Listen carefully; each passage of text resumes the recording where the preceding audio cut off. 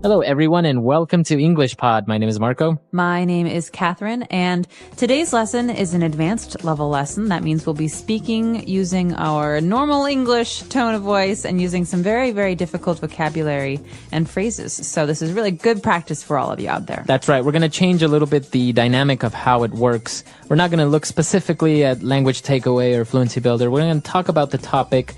We are going to pick out a couple of different words and phrases that are used in the dialogue, but we're mainly going to just have a conversation, and you can just listen and study a little bit of what we're saying. So what is the topic today, Marco? Well, today we're going to talk about the environment, specifically about our carbon footprint. Okay, that is the title of today's lesson. I encourage all of you to listen to the context of that phrase, and we'll be back in a moment to talk about what it and some of these other phrases mean.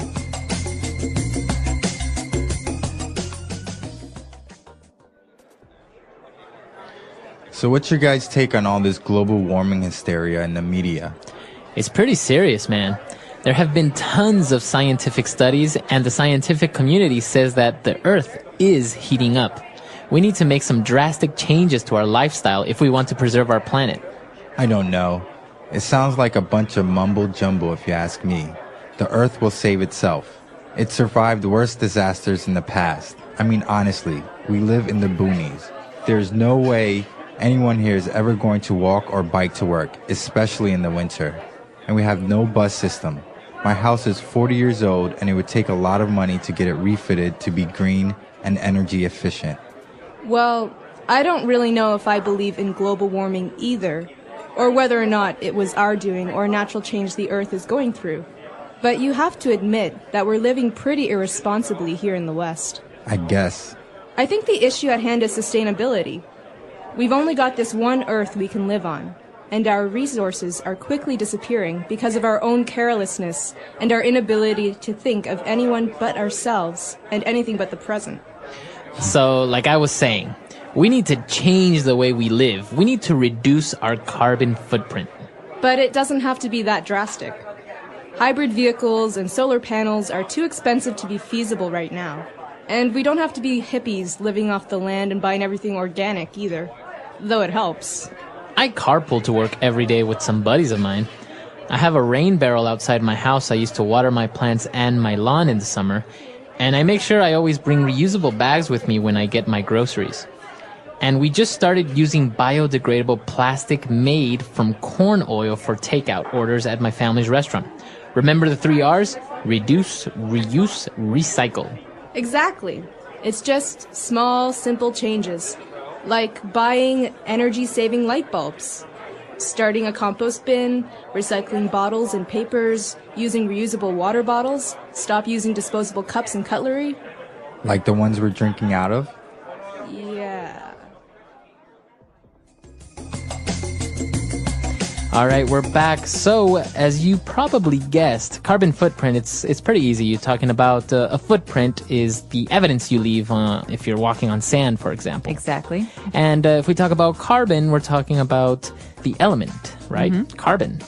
Yep. So carbon is something that is in everything, basically. Mm-hmm. It's organic, but it can also, in the case of a carbon footprint, mean the amount of maybe waste or damage that we do to the earth or to the environment. Right. So, for example, you're driving your car. We all know that the gas that is emitted from the exhaust pipe is CO2, right? Yeah. And that contains carbon. So that's a way of seeing that you're leaving a footprint of carbon. You are damaging the atmosphere a little bit by driving your car. So in talking about a carbon footprint, we talk about having a low carbon footprint, which is good, or a very high carbon footprint, which is bad. Mm-hmm. Right. So there were a lot of interesting things coming up in the dialogue.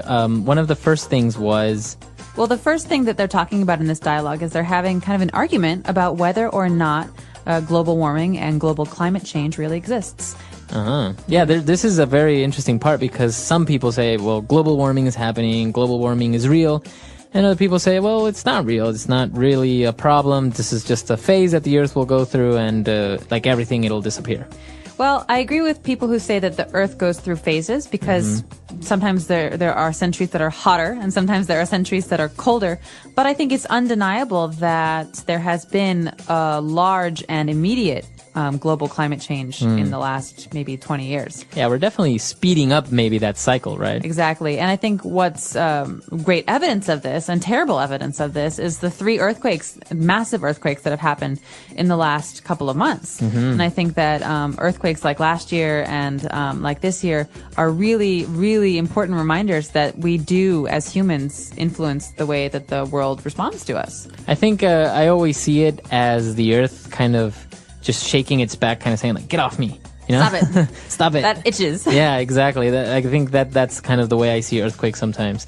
But when they were talking about, well, is it real? Is it not? They use a really interesting phrase when it says, it sounds like a bunch of mumbo jumbo. Mumbo jumbo. Yeah. So this is a way to say that it sounds like a bunch of garbage, or it sounds like a bunch of gibberish. It sounds like a bunch of people are talking about something that doesn't really exist. So mumbo jumbo is basically something that's not really real or true. I think, don't you also, can you use it as somebody that's saying something that you don't really understand? Right. So if maybe I'm talking to you about something that's very academic and very scholarly, you say, sounds like a bunch of mumbo jumbo to me. Exactly. Yeah. So that's what the person said. The environmental problems are a bunch of mumbo jumbo. But it was really interesting because they were like, well, we have to save the earth. And then there was actually a phrase here that was really kind of hard for me to understand when the person said, I mean, honestly, we live in the boonies. Boonies. So what does it mean by living in the boonies? This is a very common word to hear in spoken English, especially with young people.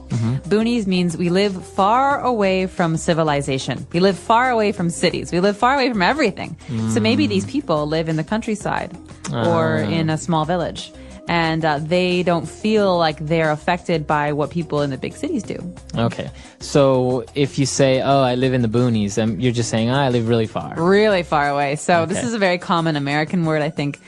You can also say boondocks, which is like that movie Boondock Saints. But boondocks and boonies means very far away. So I could say, Marco, I'm not going to drive out to your house for a party. You live in the boonies. Do you have any other ways that you can say that you live really far away? You live in Egypt. You live in Egypt. Which for us in America is obviously very, very far away.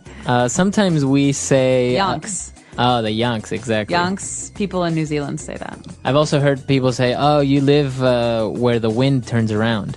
Really? Did you hear that one? Yeah. No, I like that one. It's like, one. you live so far. Oh, God, you live where the wind turns around. The end of the earth. Exactly. Wow. So, well, there are a lot of different ways of saying that. So they were talking about different aspects of the environment, like we heard the word green or energy efficient.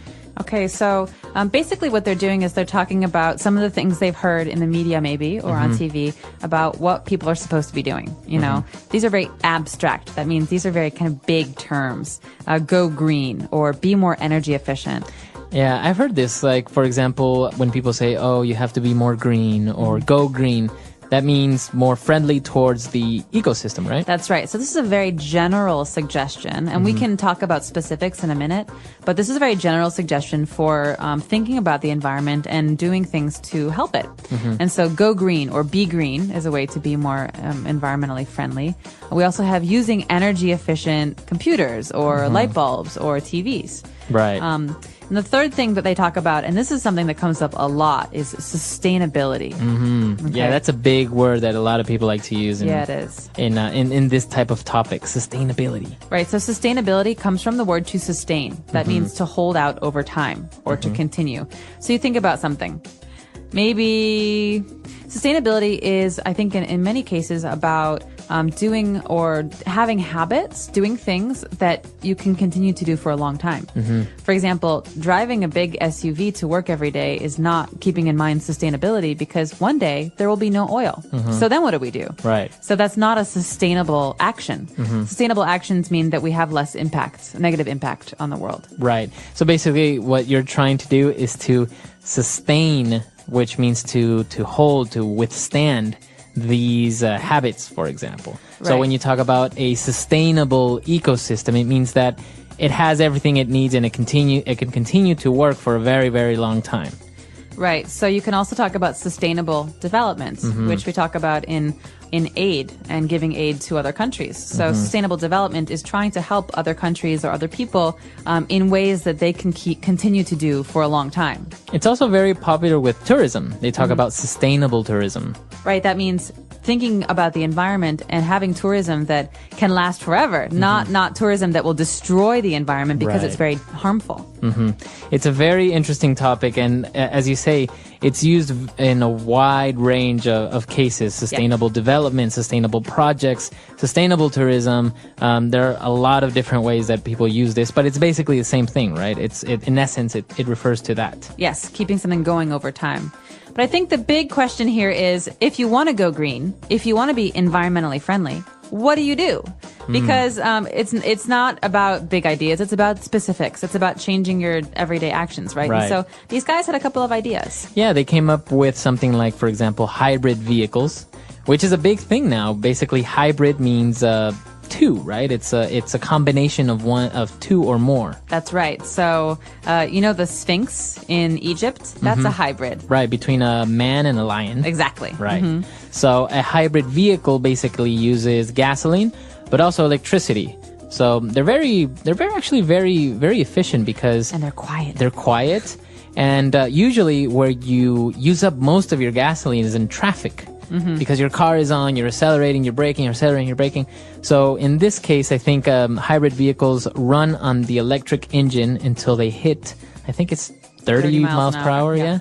And once you surpass that, then it switches to the gas engine, which obviously if you have a constant high speed, it's more efficient, the combustion of the gasoline. Exactly. So a good example of a hybrid vehicle is the Toyota Prius. Right. I think it was like the first one commercially available. But now they have all kinds, and they're actually trying to make entirely electric cars. So lots of things to watch out for there. But they also talked about something for the house, right? So if you want to not just have a nice car that is environmentally friendly, but also to do things with your house, what can you put on your roof? I think we've seen a lot of these. These are called solar panels. Okay, solar has to do with the sun. So solar power, solar panel, that means energy that comes from the sun. So the sun.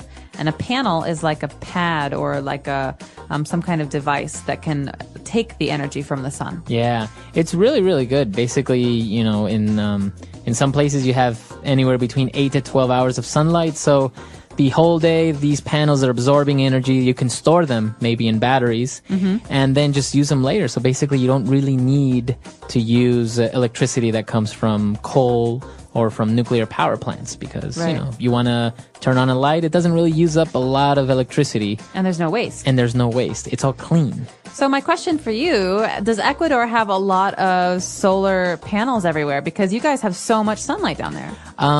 We don't really have a lot of them. It's not a big commercial thing yet, but there are a lot of projects going around to help implement these things a lot better. For example, taking these technologies to the countryside where people don't have access to electricity by means of cables, right?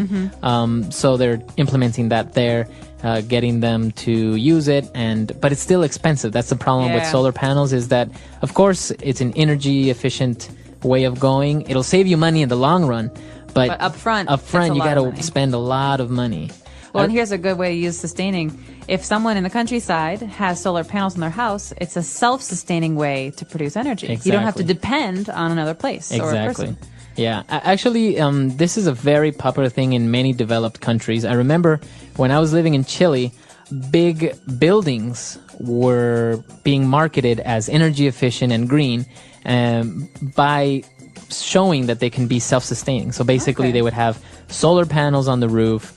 They would collect sunlight all day, and then they had big batteries that would store this energy, and then you can use it. They were more efficient into keeping heat or keeping the cold. And also what we saw in the vocab that they also had was rain barrels. So basically collecting water from the rain, and then they can use this water obviously through a filtering system in order to be able to drink it or to wash your clothes and stuff. But basically, they would say that it could reduce your carbon footprint by more than 50%, and also the amount of money you would spend, because you wouldn't spend so much money on water, you wouldn't spend so much money on electricity or gas and things like this. That's awesome. Well, one of the biggest concerns as far as environmentalism is water. Where water will come from in 50 years. Yeah. Because there is a limited amount of fresh water in the world. Yes. And if we can reuse rainwater and collect it, I think it's brilliant. So a barrel basically is like a big container. It's circular. It's like a circle, and it stands up on the ground or on a roof. And it's brilliant because if you have a rain barrel that collects all this rain, and you have solar panels, basically you don't need gas or electricity to take a warm shower. You just have the solar panels that can heat up the rain barrel water, and there you have a warm water. You have a warm so shower. Nice. You have sun-kissed warmth, and you have like fresh rainwater. And But the whole water issue is a very popular topic. I recommend that any of our listeners read. There's a very interesting article that talks about, don't worry about petroleum running out in 50 years. We're probably going to run out of our water before that. Yeah. And they project droughts and huge famine in places like India, like in the Middle East, even in places of China. Really? Yeah. Well, not to scare anyone, but But yeah, it's No, interesting reading though. Yeah, it's really good. very serious stuff. Well, the last thing that I think we should talk about before we listen to today's audio file again is the compost bin. Now, this is maybe something that's hard to understand for someone who's never seen one before. Yeah. But basically, compost is well, the verb is compost, to compost, but it's also a noun. But a lot of people, they don't want to throw away their food and their, organic material, things like flowers and food and biodegradable things. They actually reuse them. So basically, they have a space in the backyard of the house where they throw away all the old food. Yeah. Nothing plastic, nothing non-biodegradable. And that over time turns into fertilizer or mulch for their gardens. Yeah. So basically you're putting it back into the earth. Yeah. No, this is a very good option, and I remember seeing that even in Brazil, they have huge compost bins or compost places that they fill up with this garbage, and obviously things that decompose start to emit methane gas. Yeah.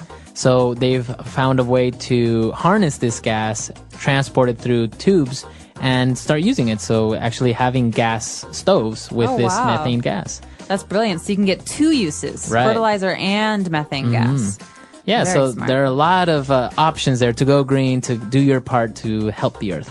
Wow. So let's listen again to the dialogue that we had today. Hopefully we've cleared up some of the things that were confusing for you, and we'll be back in just a moment.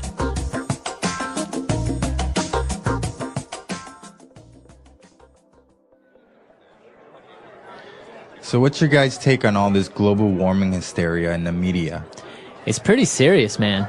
There have been tons of scientific studies, and the scientific community says that the Earth is heating up. We need to make some drastic changes to our lifestyle if we want to preserve our planet. I don't know. It sounds like a bunch of mumble jumble if you ask me. The Earth will save itself. It survived worse disasters in the past. I mean, honestly, we live in the boonies. There's no way anyone here is ever going to walk or bike to work, especially in the winter. And we have no bus system. My house is 40 years old, and it would take a lot of money to get it refitted to be green and energy efficient. Well, I don't really know if I believe in global warming either, or whether or not it was our doing or a natural change the Earth is going through. But you have to admit that we're living pretty irresponsibly here in the West. I guess. I think the issue at hand is sustainability. We've only got this one Earth we can live on, and our resources are quickly disappearing because of our own carelessness and our inability to think of anyone but ourselves and anything but the present. So, like I was saying, we need to change the way we live. We need to reduce our carbon footprint. But it doesn't have to be that drastic. Hybrid vehicles and solar panels are too expensive to be feasible right now. And we don't have to be hippies living off the land and buying everything organic either, though it helps.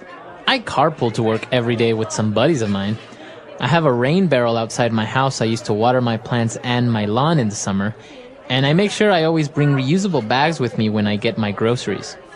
And we just started using biodegradable plastic made from corn oil for takeout orders at my family's restaurant. Remember the 3 R's? Reduce, reuse, recycle. Exactly. It's just small, simple changes, like buying energy-saving light bulbs, starting a compost bin, recycling bottles and papers, using reusable water bottles, stop using disposable cups and cutlery. Like the ones we're drinking out of? Yeah.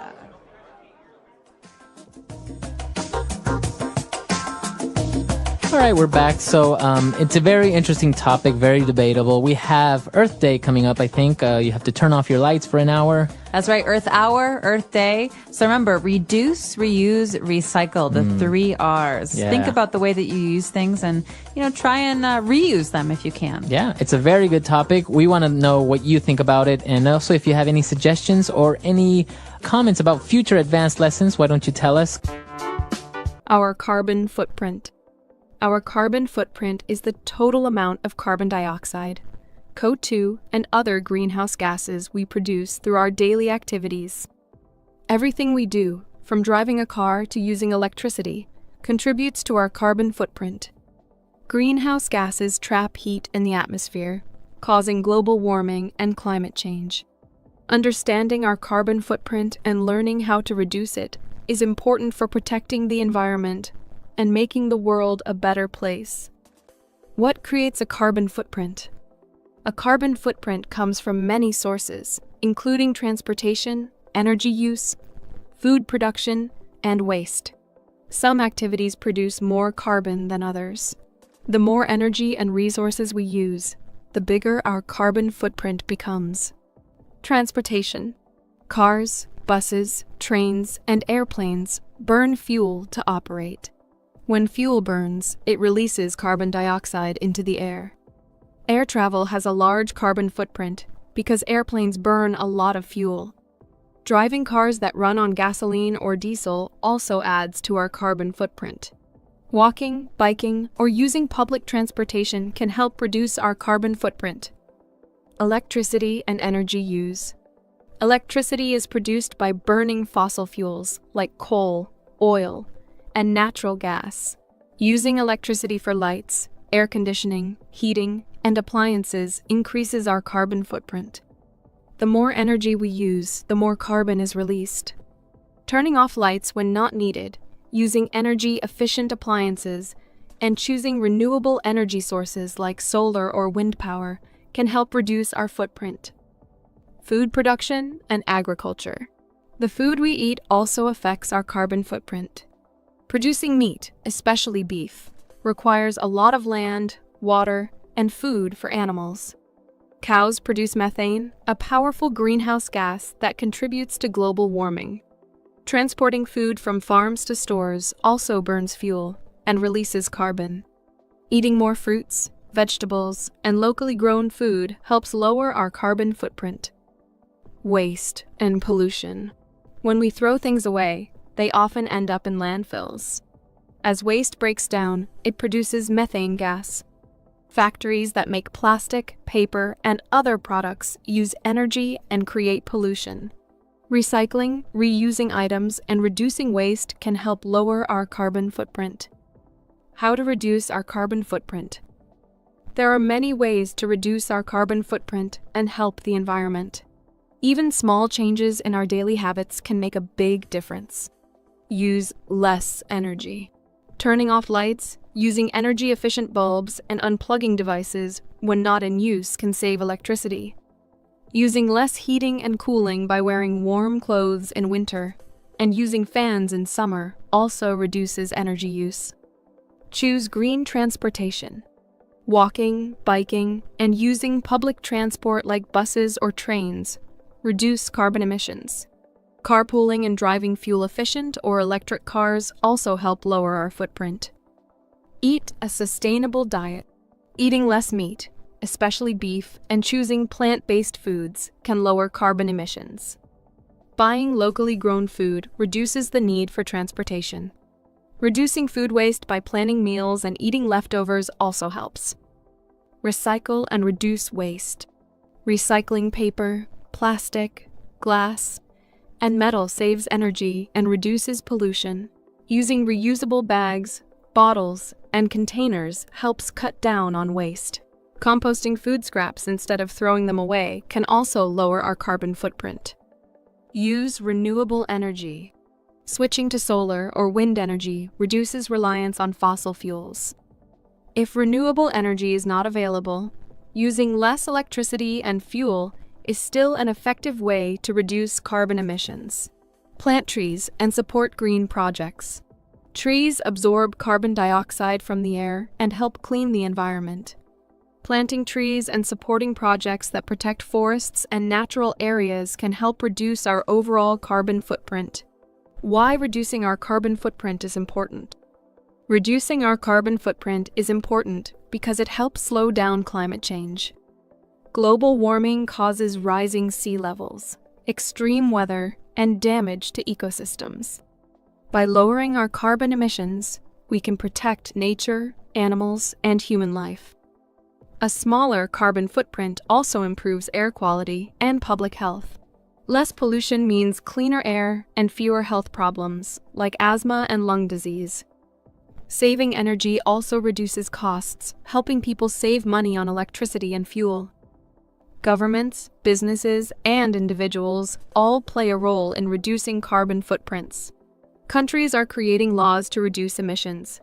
Companies are making eco-friendly products, and people are changing their habits to live more sustainably. Conclusion. Our carbon footprint is the total amount of carbon dioxide and greenhouse gases we produce through our daily activities. Transportation, energy use, food production, and waste all contribute to our carbon footprint. However, there are many ways to reduce it, such as using less energy, choosing green transportation, eating sustainably, recycling, and using renewable energy. Reducing our carbon footprint helps protect the planet, slow climate change, and create a healthier future for everyone. Even small changes can make a big difference when we all work together. The English Pod Audio Review. Listen to the meaning, then say the vocabulary word. Unintelligible or incomprehensible language. Mumbo jumbo. Gain heat or get hot. Heat up. Maintain in safety from injury, peril, or harm. Preserve. Rural, country, or jungle.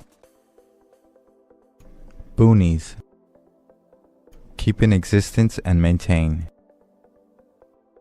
Sustainability. Sudden and severe. Drastic. Capable of being done with means at hand. Feasible. Add new parts. Refit. Prepare and equip for additional use. Refit. Available source of wealth. Resource. Share the car with others to work. Carpool. Let's try that faster. Sudden and severe.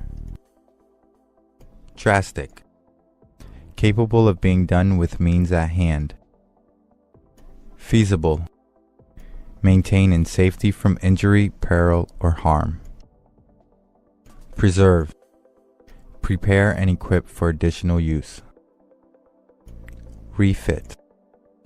Unintelligible or incomprehensible language. Mumbo jumbo. Share the car with others to work. Carpool. Rural, country, or jungle. Boonies. Keep in existence and maintain. Sustainability. Available source of wealth. Resource.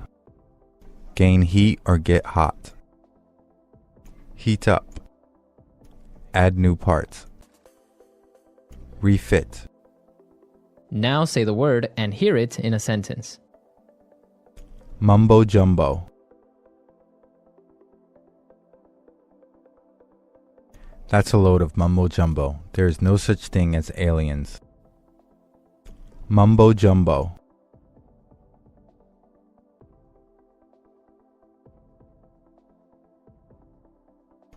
That's a bunch of mumbo jumbo. You guys like each other and get along well together, so you should at least try one date. Mumbo jumbo.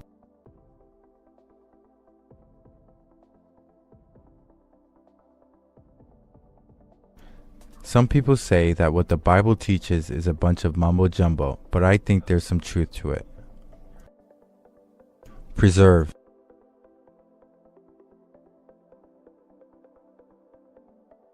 By living responsibly, we can preserve our planet for generations to come. Preserve.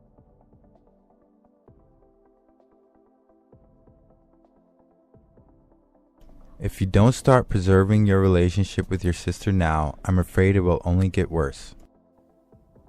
Preserve.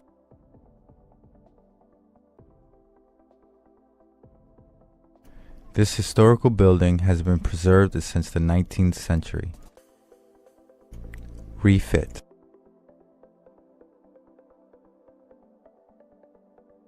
My sister had her living room refitted with a new entertainment system.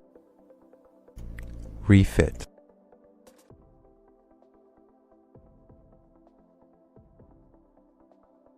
The mountain climbers arrived at the base camp, got refitted, and set off again the next morning.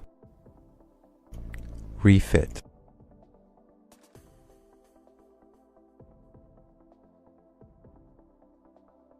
For my birthday, my wife surprised me by refitting my car with a leather interior. Sustainability.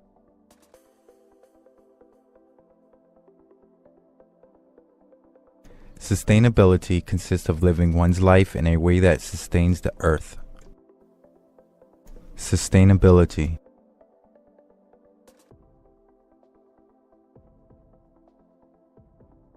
Sustainability is starting to catch on, and many companies are finding greener ways to make their products. Sustainability.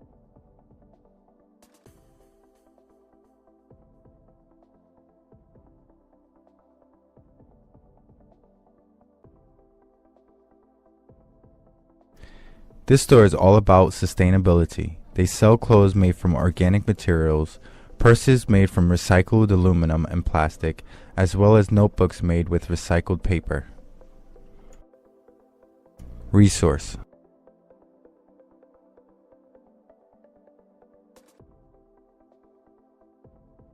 We need to start finding alternative energy sources because our resources of carbon and oil are limited. Resource.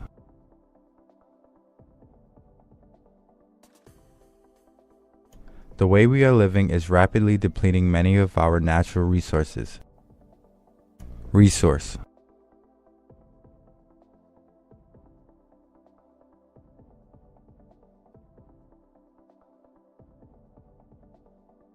Solar electrical device connected solar cells and wind turbines are becoming more and more common because they are renewable resources in order to produce electricity.